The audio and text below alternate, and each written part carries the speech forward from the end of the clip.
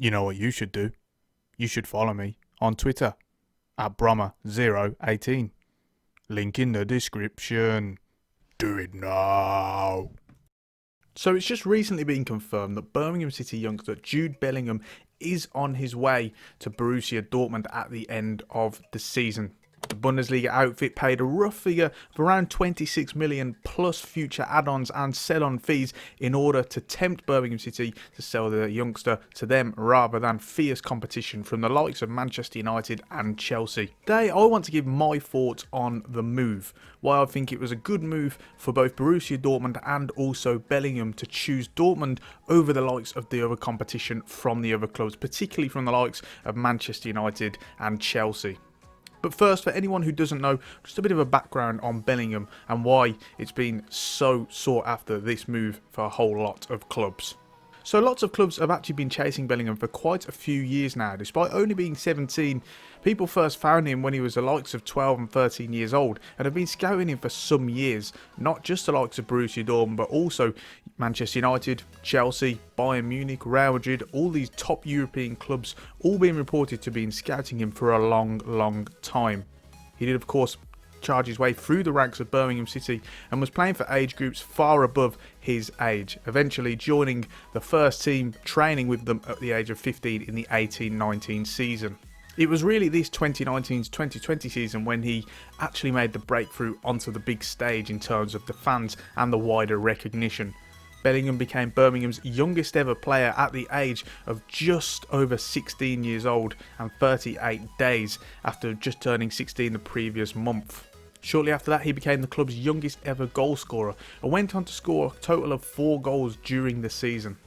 But it's not just his stats that were impressive, it was his performances and the way he employed himself in each game. It's been well known and well noted that Bellingham not only has the physical traits, which is what we're going to go into shortly in this video, but also had the temperament and the mental ability to adjust and not let anything get to him. He was able to deal with the demands of a full season in the Championship, which is an even longer season than the likes of in the Premier League because, of course, you've got more games to deal with. And he was able to take that in his stride and perform and be able to be reliable amongst that long and hard season. Of course, that led to lots of interest officially from a lot of different European top clubs, and eventually Borussia Dortmund did manage to pave the way.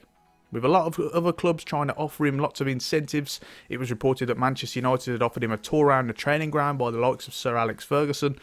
He did in the end choose Borussia Dortmund after moving to Germany and being tempted by the history and the way in which they've developed players, in particular the likes of Jadon Sancho. With that being said, I want to talk about this move to Dortmund and why it is the best move for all parties involved.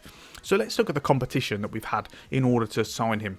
You've got Borussia Dortmund here in Germany, and you've got reportedly predominantly Manchester United, but also Chelsea supposedly waiting in the wings. But we'll talk about Manchester United here for argument's sake, because we know it was a tie between those two.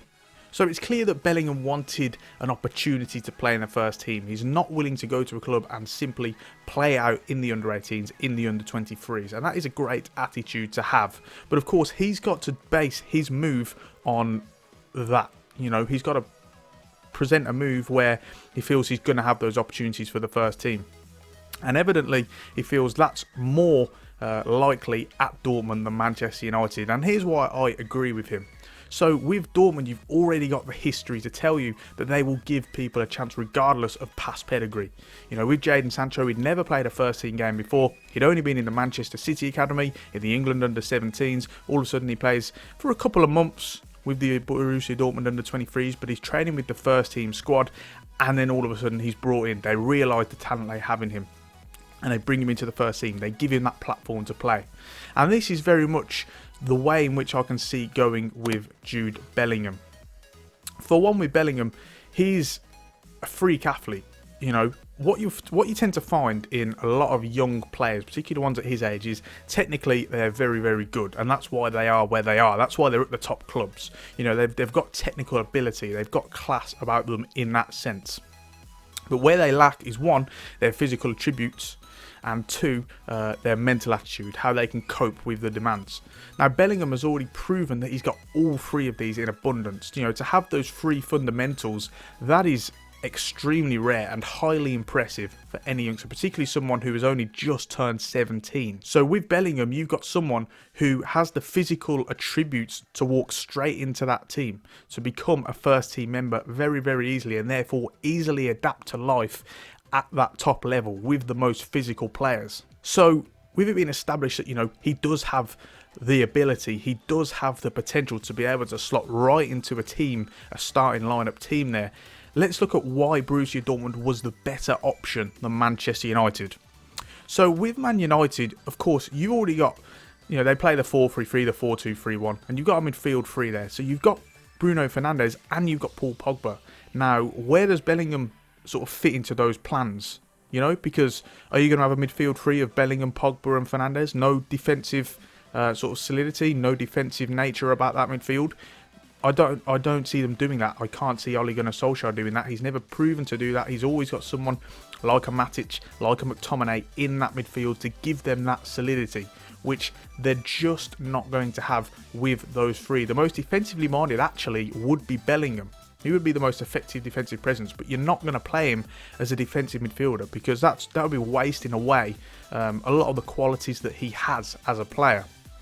So, you know, it's going to be a case of so he's going to, you know, sort of trickle in. He's going to occasionally be rotated in, you know, amongst the likes of Pogba and Fernandes. Well, that's not worth it, you know, because he could go to Dortmund and he could slot right in, you know, and Dortmund, like I say, have proven that they are able to slot a player right into that team, you know, with no bearing on, you know, past or how young they are. If they're good enough, they will start. And on top of that, we've also seen Ole Gunnar Solskjaer doesn't really like rotating unless there's a lot of games coming thick and fast. They're playing, you know, maybe 2 games within the space of 3 or 4 days. Otherwise, he will keep the team the same how it is. He doesn't like, you know, a lot of rotation, particularly amongst the likes of when there's already a top player playing there. So, for example, you know, we've seen the likes of Greenwood break into the team this season on the right. We've seen the likes of Brandon Williams at left back come into the team.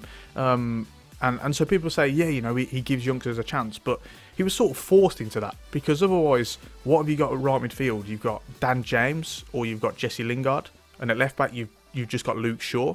You know, so what those players were sort of forced into the team in areas where he's already got an established player there, such as goalkeeper. We've seen him loan out Dean Henderson again rather than give him a chance over David De Gea.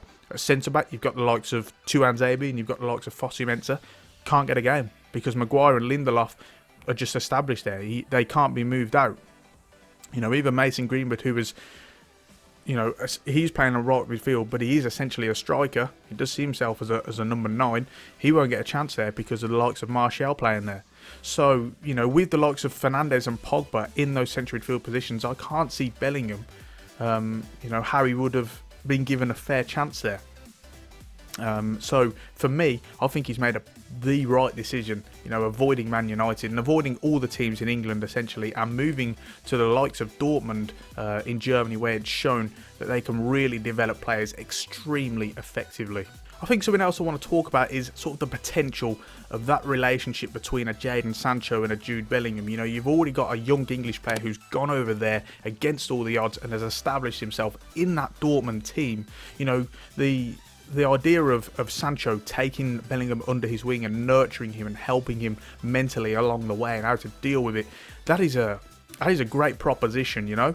And so the thought of seeing that, and that's another reason why, you know, and this is a different story altogether, but why I'd like to see Jadon Sancho stay at Dortmund rather than move over to England, because, you know, I think that relationship can really develop and really become a key thing, particularly for the England side as well, because by the end of the next season you could see both of these players starting in the England lineup, you know. So that's another interesting thing to really look at.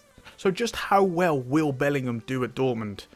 Well, you know, in my opinion, I think he's going to be an absolute star over there personally. I think we've got one of a few special talents on our hands. You know, when people like to talk about other 16 and 17-year-olds, such as the likes of Harvey Elliott, but, you know, for me, I think this Jude Bellingham is on another level to someone like Harvey Elliott. He's got the attributes that 17-year-olds just don't have.